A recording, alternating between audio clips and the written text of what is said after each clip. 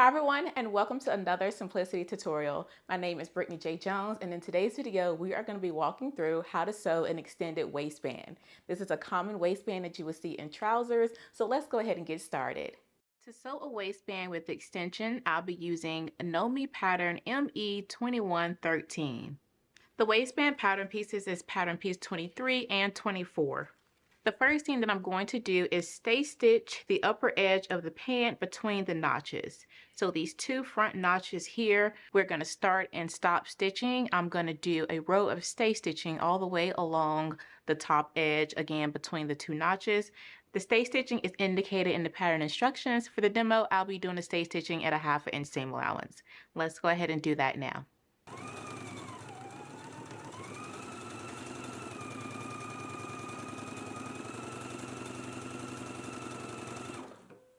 Now that we have the stay stitching done, we can go ahead and put this to the side and start to work on the waistband.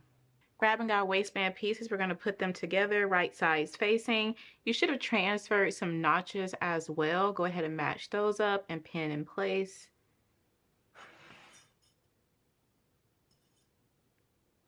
We're going to stitch this together using a 5/8 of an inch seam allowance, and on the unmarked edge, you should have transferred some markings. So on the unmarked edge, we are going to press under a 1/2 inch seam allowance. So again, first let's go ahead and stitch the center back in a 5/8 of an inch seam allowance, and then on the unmarked edge, you want to press under a 1/2 inch seam allowance. Let's go ahead and do that now.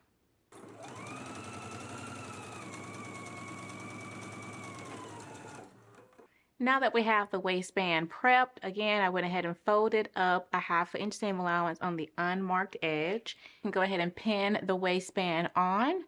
So let's go ahead and grab some pins. And you want to find your notches. Let's match those up.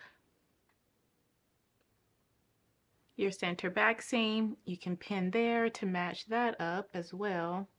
And then just continue matching up your notches and your seams to pin the waistband in place. Once you have the waistband pinned on, it should look similar to this. You should have an extension here, and you should also have about 5/8 of an inch extending here. Let's go ahead and stitch the waistband in place using a 5/8 of an inch seam allowance.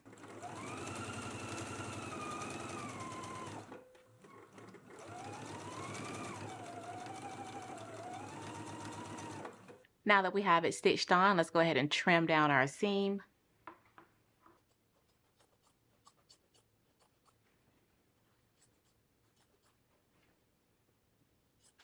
Now that you have it trimmed, let's go ahead and press the seam going up. So let's press seam up, pressing out the waistband. Let's go ahead and press that now. Now we're going to turn the ends of the waistband to the outside. So I'm just going to fold this over onto itself here. This is the right side once you have it on the body. So I'm just going to fold this over onto itself, and I'm going to pin that in place like so. On the left waistband here, I'm going to open out the seam allowance that we folded here on the left, and I'm going to fold this over here, matching this up. I'm going to place some pins.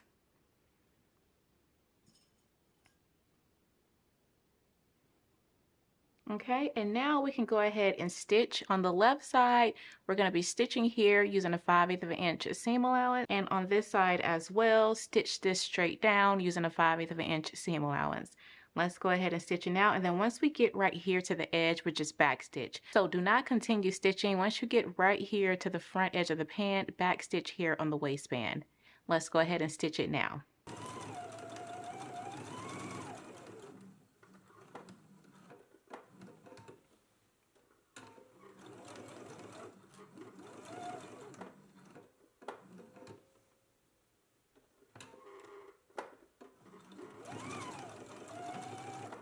I'm going to go ahead and trim down my seam allowance here.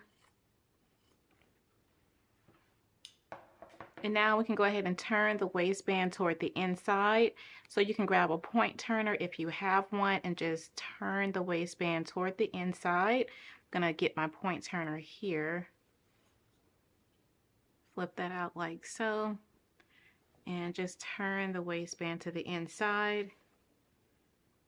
And so as you turn the waistband to the inside, you're going to bring this folded pressed edge right past the seam, and we're going to place pins on the outside so that we can do a stitch in the ditch. We're going to place the pins in, so you want to make sure that you catch the pressed edge here on the inside. I'm going to adjust this just a little bit so that I get a little bit more of that here.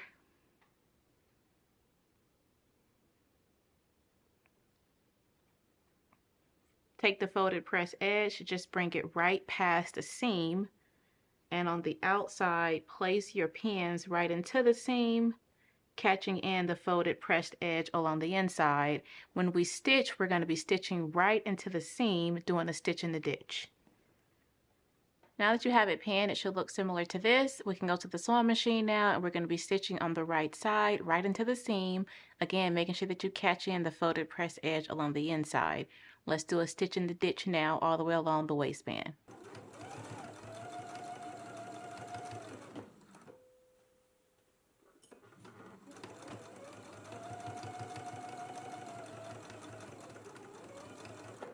Okay, now that you have your waistband stitched down, if you're using coordinating thread, you won't be able to see your stitch in the ditch, but mine is darker, so you can see my stitches. But along the inside here, you can see the stitch. So again, make sure that you are stitching on the right side of the fabric, and then you are catching in the folded pressed edge along the inside as you are stitching.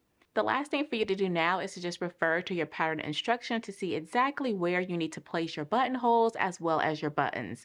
If you do not know how to apply buttonholes, then please refer to your sewing machine manual so you can learn exactly how to install them. Once you have tested out a couple buttonholes and you're ready to apply them, again, refer to your pattern instructions to see exactly where your buttonholes need to be applied. Go ahead and sew on your buttons, and then you have just finished sewing a waistband with an extension. Well, that is all for the tutorial, and I really do hope that it was helpful. If you would like to download the PDF handout that I followed along with for this video, then head on over to simplicity.com/sewing tutorials. Until next time, blessings everyone. Bye.